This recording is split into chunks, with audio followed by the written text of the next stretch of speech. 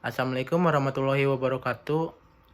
Perkenalkan, nama saya Nuris Nugraha, nomor NPM 10 22 12 57, Prodi Akuntansi Non-Reguler atau K620 ANR. Nah, di sini saya akan mempresentasikan tentang tugas UAS agama saya. Nah, di sini juga terdapat guru ngaji saya atau orang tua saya. Kurang lebihnya mohon maaf. Saya persilahkan. Assalamualaikum warahmatullahi wabarakatuh. Saya di sini sebagai orang tua, juga sebagai guru pembimbing atau sebagai ibu rumah tangga juga untuk anak-anak saya. Di sini saya ingin membahas tentang peranan orang tua dalam mendidik agama dalam keluarga, yaitu cara mendidik agama dalam keluarga pada anak-anak kita khususnya, yaitu berawal dari mulai kecil. Sejak anak berusia 3 tahun itu sudah harus dibelajarkan cara-cara sholat. Walaupun tidak khusyuk, tidak apa-apa. Kita sebagai orang tua, contoh, anak itu ketika bangun tidur dibelajarkan doa bangun tidur. Dari situlah anak-anak agar terbiasa doa bangun tidur itu sebagai mana gitu. Yang pertama dari bangun tidur, yang kedua yaitu dengan cara berwudu, cara melaksanakan sholat.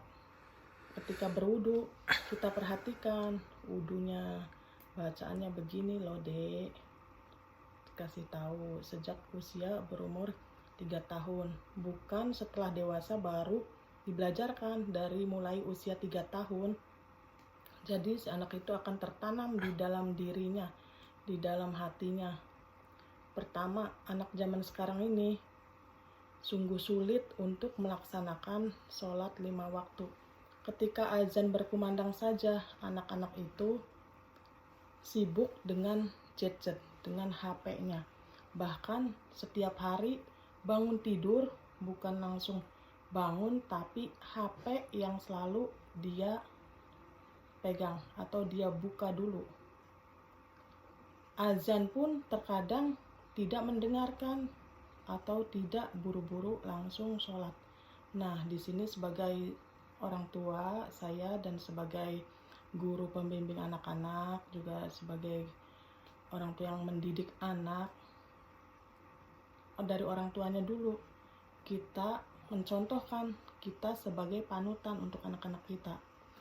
Ayo adik-adik, kita sholat bersama, dari mulai berwudu, cara-cara berwudu.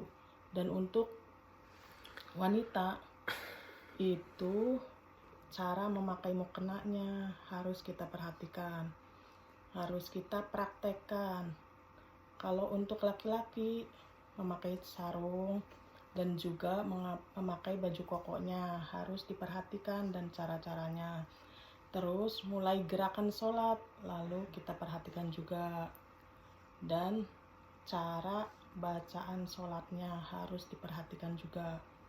Setelah selesai sholat, kebiasaan kami di sini untuk anak-anak kami sendiri, fokuskan setelah sholat itu belajar mengaji, dari mulai ikro, dari mulai huruf hijaiyah.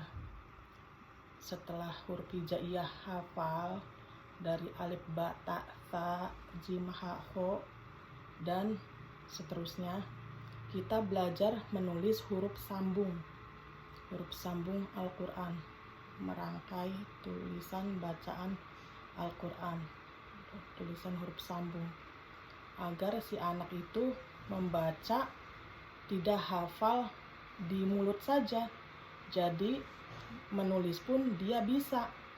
Dari hal sekecil itu harus terbiasa dari mulai kecil.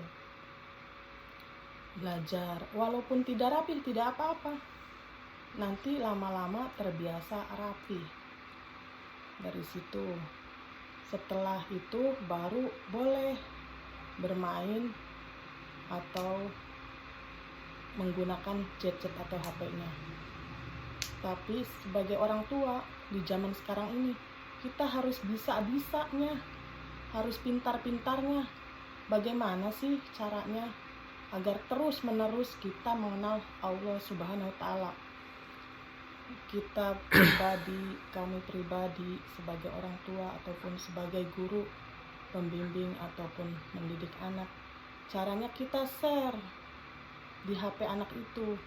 Ketika beranjak dewasa, ketika mengerti, sudah bisa main HP, kita share tentang siraman rohani, tentang cara-cara sholat, cara-cara mengaji.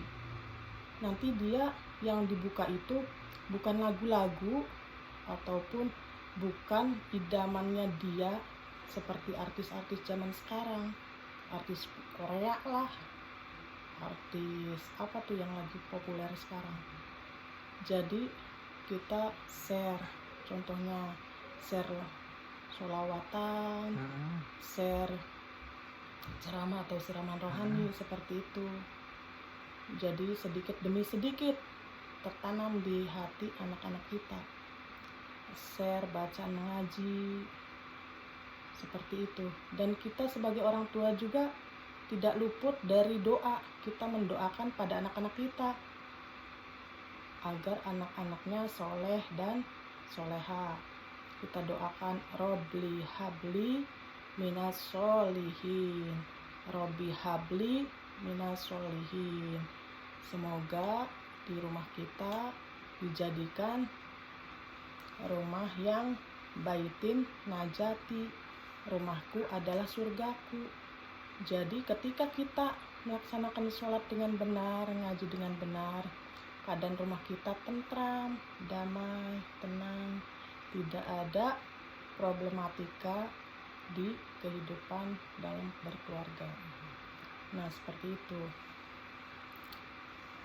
Terus setelah kita sudah terbiasa membelajarkan anak dari kecil, ketika anak SD, dari mulai TK dulu, TK, SD, SMP, SMA, bahkan ke perguruan tinggi, kita diskusi sama anak kita. Coba dek, bagaimana cara mengaji dan sholatnya, sudah benar apa belum? Kita cek satu persatu.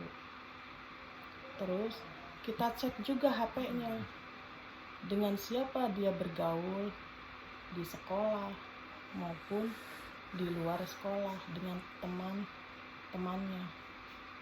Kita cek, kita tanyakan apakah tadi sudah sholat atau mengaji apa belum.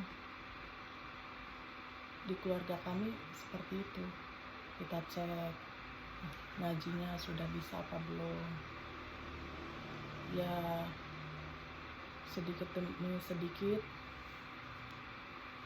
dari mulai kecil hingga dewasa kami belajarkan seperti itu. Dan alhamdulillah di sini anak-anak kami terbiasa. Mungkin itu saja yang dapat kami sampaikan. Kurang lebihnya mohon maaf apabila dalam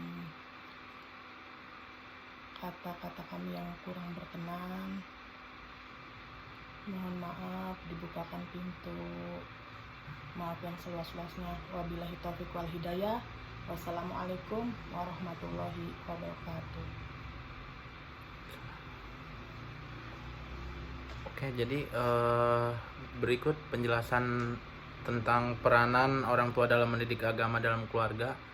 Nah, di sini saya akan menjelaskan tentang kesan. Apa sih kesanan peranan orang tua dalam mendidik agama dalam keluarga?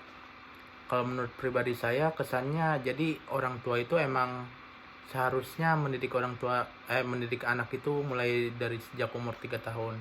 Jadi agar si anak itu terbiasa sampai besarnya. Dari mulai cara mengaji dan membaca Al-Qur'annya.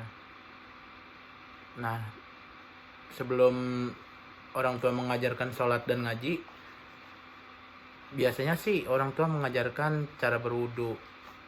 Lalu dari setelah berwudu, habis itu dia mengajarkan sholat, hingga mengajarkan caranya mengaji. Jadi kurang lebihnya seperti itu sih menurut saya. Wabillahi taufiq wal hidayah. Wassalamualaikum warahmatullahi wabarakatuh.